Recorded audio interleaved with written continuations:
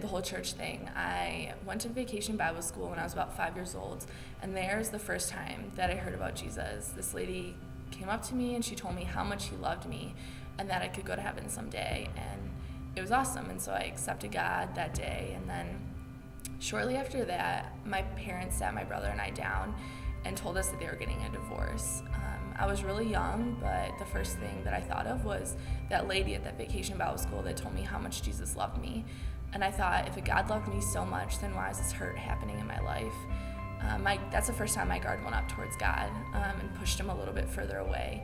We moved towns, and I continued going to church and continued being the good girl that my parents wanted me to be.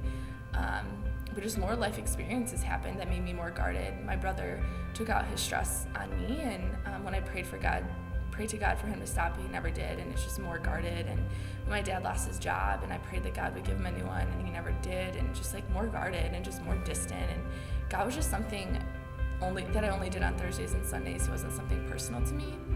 So by the time I was old enough to go to college and chose Michigan State, I was excited to leave the broken home, and I was excited to do things on my own. I quickly pushed God to the side because he was so far away anyway, and making new friends, meeting boys, getting good grades, all these things took priority in my life. I was hoping to fill a close void that I wanted so bad with all these things. I'd had enough of being the prude, innocent girl, and had had enough of not being the fun one, and had had enough of the hurt that was in my life, and I was just ready to be filled with something else. And so I turned to partying, and then it just left me really unsatisfied. It was one night after partying and just feeling really empty. I was laying in my bed and realized that my guards were so up that I felt so alone, that I didn't let anyone in, that God was so far away from me. And it was in that moment that I remember this lady coming to my door, my dorm room, probably about 5 times, inviting me to a Bible study, and I completely ignored her. But I didn't forget. That next Monday I went to my first Bible study, and it was there that I learned for the first time, I felt like, about God's love, and about a relationship with him, about a personal relationship with him, that God isn't something super far away, but that he wants to be so close to me. And I realized that these people around me were full of joy, and that they were living lives they had never experienced before. It was in that moment that the gospel became really clear to me, that God sent his son to die on a cross for my sins.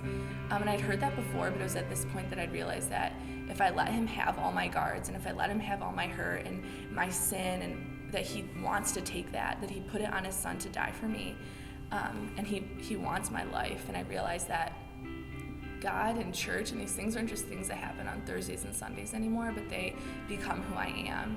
And I realized that if I let my guards down and I let him have my life and I surrender to him, then it's going to be worth it. And I was ready to make that decision, and it was the best thing I ever did.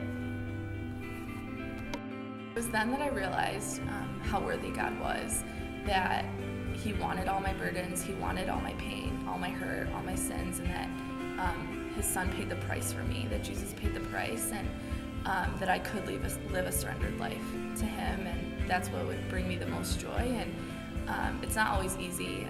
I still struggle with keeping guards up and pushing God away and trying to control things, but it's in that time that I realized that a surrendered life is worth it, and God is worth this life. And I was dead, living in my sins, living in my guards, dead in everything I was doing, and now I'm alive in Christ and alive in the grace that he gives us, and in the gospel that he has for our lives, and that totally transformed my life. Hi, my name is Jenna Virant, and before I lived a guarded life, and now I live a surrendered life.